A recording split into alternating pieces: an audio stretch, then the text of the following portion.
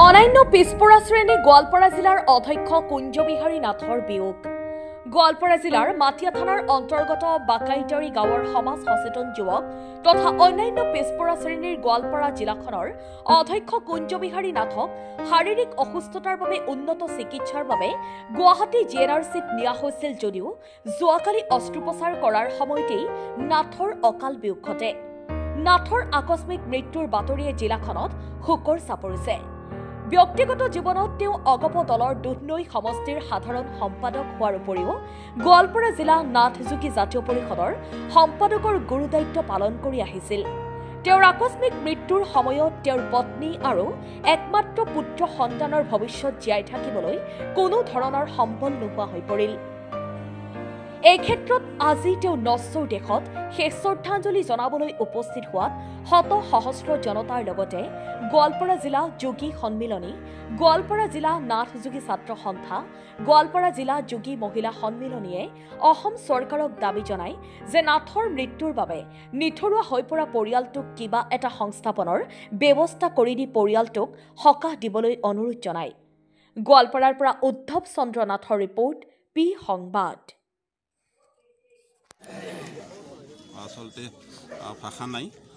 আমাৰ সকলোৰে মৰমৰ আমাৰ এই অঞ্চলৰ এজন উদীয়মান যুৱক, বিভিন্ন অনুষ্ঠান প্ৰতিষ্ঠানৰ লগত জড়িত সীতাবাৰী সমবায়ৰ প্ৰাক্তন সভাপতি, বৰ্তমান গোৱালপাৰা OBC বোৰ্ডৰ অধ্যক্ষ কুঞ্জবিহাৰী নাথে যোৱাকালি আমাক সকলোকে কন্দাই সংসাৰৰ পৰা গুচি গ'ল। আমি আচলতে তেখেতৰ মৃত্যুত বাৰুকৈ অভাৱ অনুভৱ কৰিছোঁ। আমি আচলতে এজন উদীয়মান যুৱক হেৰুৱাই আমি মৰ্মান্বিত হৈছোঁ আৰু আমি তেখেতৰ বিদেহী আত্মাৰ চিৰশান্তি কামনা কৰিছোঁ। পৰিয়ালক আমি সমবেদন জ্ঞাপন কৰিছোঁ আৰু আজিৰ এই দুখৰ সময়ত আমি আচলতে কি বুলি ক'ম, আচলতে কুঞ্জবিহাৰীৰ যিটো অভাৱ, সেই অভাৱটো আমি বাৰুকৈ অনুভৱ কৰিছোঁ আৰু আমি তেখেতৰ যিটো ল'ৰা নিথৰুৱা হ'ল, সেই ল'ৰাটোক আচলতে চোৱা চিতাৰ দায়িত্ব সেই চৰকাৰে ল'ব বুলি আমি আশা ৰাখিছোঁ। যাতে বয়স হোৱা নাই, ল'ৰা সৰু অৱস্থাতে আছে, গতিকে ডাঙৰ দীঘল কৰাৰ দায়িত্ব আমিও নিশ্চয় ল'ব লাগিব আৰু চৰকাৰো যাতে এই ক্ষেত্ৰত দৃষ্টিগোচৰ কৰে, চৰকাৰো যাতে এই ক্ষেত্ৰত মনোযোগ দি পৰিয়ালটোক এটা সকাহ দিয়াৰ কাৰণে এটা আৰ্থিকভাৱে দুৰ্বল পৰিয়ালক যাতে সকাহ দিয়াৰ কাৰণে চৰকাৰে এটা ব্যৱস্থা কৰে, তাৰ কাৰণে অনুৰোধ জনাইছোঁ। আৰু আমি ভাবোঁ যে আচলতে চৰকাৰৰ এটা সদৃষ্টিৰে এই পৰিয়ালটোক চাব, এইখিনি কামনা কৰিছোঁ আৰু তেখেতৰ আত্মা য'তেই নাথাকিব সুখত থাকক, শান্তিৰে থাকক, সেয়া আশা আমি মনত পুহি ৰাখিছোঁ। কুঞ্জবিহাৰী নাথ অসম গণ পৰিষদ দলৰ দুধনৈ সমষ্টি সমিতিৰ সম্পাদক,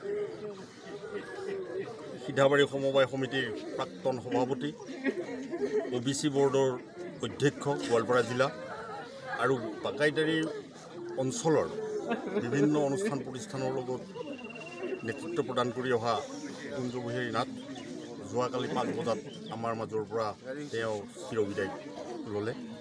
আমি তেখেতৰ মৃত্যুত গোটেই অঞ্চলবাসী ৰাইজে আমি তেখেতলৈ আমি শ্ৰদ্ধাঞ্জলি জ্ঞাপন কৰিছোঁ অঞ্চলবাসী ৰাইজৰ হৈ।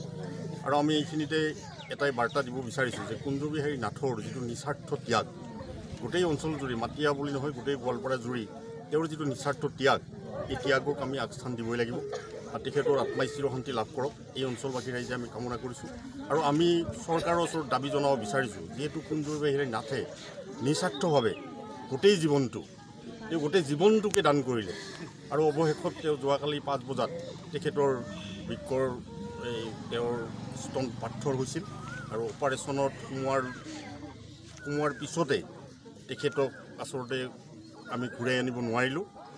আৰু আমি এই চেগতে আমি আহ্বান জনাইছোঁ যে কুঞ্জবিহাৰী নাথৰ যিটো আদৰ্শ, কুঞ্জবিহাৰী নাথে নিস্বাৰ্থভাৱে যিটো ত্যাগ কৰি গ'ল, যে আমাৰ পঞ্চায়তেই হওক, সমবায় সমিতিয়েই হওক, নামঘৰেই হওক, বিভিন্ন অঞ্চলৰ বিভিন্ন ধৰ্মীয় অনুষ্ঠানেই হওক, ইণ্টাৰনেশ্যনেল বেদান্ত ছ'চাইটি আদিলৈকে এই মানুহজনে নেতৃত্ব প্ৰদান কৰি আহিছিল।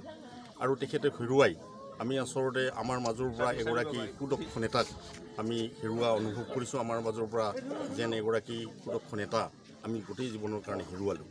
আৰু এই চেগতে আমি সমূহ ৰাইজলৈ, আমি অসম চৰকাৰলৈ এটা অনুৰোধ জনাব বিচাৰিছোঁ। তেখেতৰ কণমানি পুত্ৰ এজন আছে আৰু মই ভাবোঁ দলে, অসম গণ পৰিষদ দলে অন্ততঃ সেই কণমানি পুত্ৰ তেওঁৰ পৰিবাৰ আছে, পৰিয়ালটো চলাৰ কাৰণে তেওঁৰ আজিৰ তাৰিখত কোনো তেওঁৰ সম্বল নাই।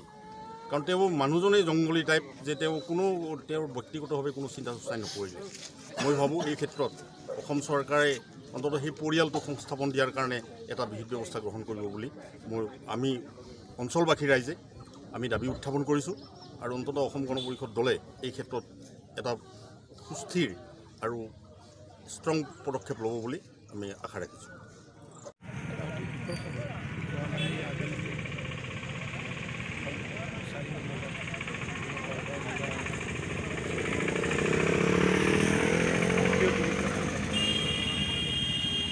সম্পাদক হিচাপে কাৰ্যনিৰ্বাহ কৰি বাকাইতাৰী গাঁৱৰ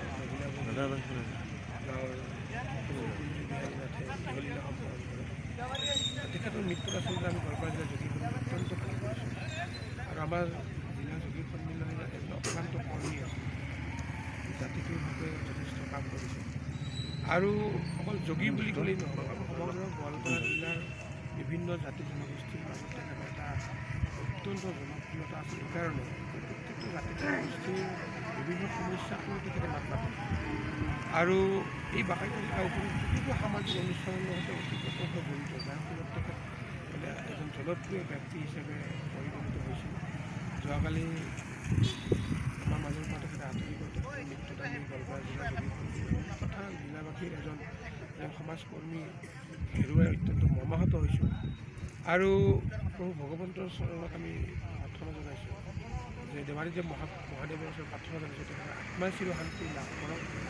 পৰিয়ালবৰ্গলৈ আমি সমবেদনা জ্ঞাপন কৰিছোঁ যে অকাল মৃত্যু সৰু ল'ৰা এতিয়াহে ক্লাছ 8 পঢ়ে আৰু তেখেতৰ পৰিবাৰ কেনেকৈ চলিব। যিহেতু তেখেত এটা জাতীয় ৰাজনৈতিক দলৰ এজন যথেষ্ট কৰ্মী আছিল আৰু অসম চৰকাৰৰ যি OBC ডেভেলপমেণ্ট বৰ্ডৰ তেখেত চেয়াৰমেন আছিল। আল্টিমেটলি তেখেত এজন চৰকাৰৰ লগত জড়িত ব্যক্তি, এটা দলৰ কৰ্মী। আমি এই চেগতে চৰকাৰক অনুৰোধ কৰিম যে পৰিয়ালটো যাতে সংস্থাপনৰ কাৰণে ব্যৱস্থা কৰে, ল'ৰাটোক পঢ়া শুনাৰ যাতে দায়িত্ব লোৱাৰ ব্যৱস্থা কৰে। কাৰণ সৰু ল'ৰা এতিয়াহে ক্লাছ 8 পঢ়ি আছে, দেউতাকে যে ঢুকাইছে তেওঁ বুজিবই পৰা নাই। গতিকে তেনেকুৱা এটা ল'ৰা দেউতাক নোহোৱাকৈ এতিয়া তেওঁ কেনেকৈ পঢ়া শুনা আগবাঢ়ি যাব।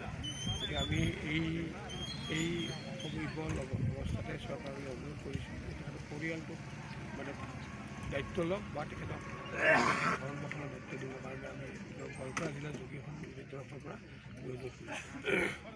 এইখিনিয়ে এই মুহূৰ্তত আমাৰ ক'ব লাগিব।